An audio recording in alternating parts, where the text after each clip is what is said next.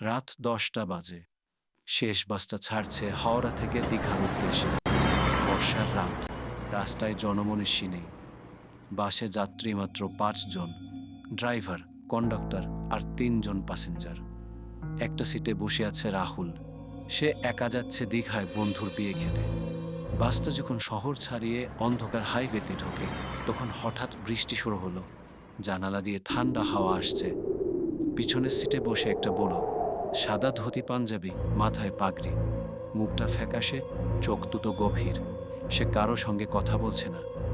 আর একটা সিটে একটা মহিলা, লাল শাড়ি, কপালে বড় সিঁদুর, তার কোলে একটা ছোট বাচ্চা, কিন্তু বাচ্চাটা একদম নড়ছে না, চুপচাপ।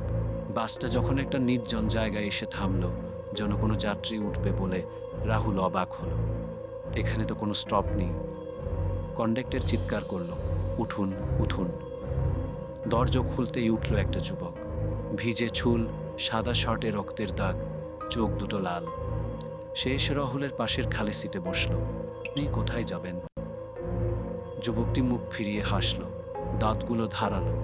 আমি তো যাচ্ছি না, তুমি যাচ্ছ আমার সঙ্গে। রাহুলের গা শিউরে উঠল। সে জানালার দিকে তাকালো। বাইরে কোনো রাস্তা নেই, শুধু ঘন জঙ্গল আর কুয়াশা। বাসটা চলছে, কিন্তু ইঞ্জিনের শব্দ নেই। হঠাৎ বুড়োটা পিছন থেকে বলল, এ বাসটা আর দীঘায় যায় না বাবু। এটা 1987 সালের সেই বাস। দুর্ঘটনায় পড়ে সবাই মরে গিয়েছিল এখানেই। মহিলাটা হাসল। তার কোলের বাচ্চাটা মাথা তুলল, কিন্তু মুখ নেই, শুধু খালি জায়গা। যুবকটি রাহুলের কাঁধে হাত রাখল। আজ নতুন বছরের প্রথম দিন, একটা নতুন যাত্রী দরকার। তুমি এসে গেছো। রাহুল চিৎকার করতে গেল, কিন্তু গলা দিয়ে শব্দ বেরোল না। বাসটা হঠাৎ একটা গাছের সঙ্গে ধাক্কা খেল, আর সব অন্ধকার। পরদিন সকালে পুলিশ খবর পেল, হাইওয়ের ধারে একটা পোড়া বাসের কঙ্কাল পাওয়া গেছে।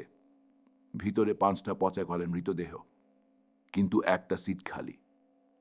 আর রাহুলের ফোন থেকে শেষ মেসেজ গিয়েছিল তার বন্ধুকে, বাসে উঠলাম, রাতের মধ্যে পৌঁছে যাব। কিন্তু সে আর পৌঁছায়নি।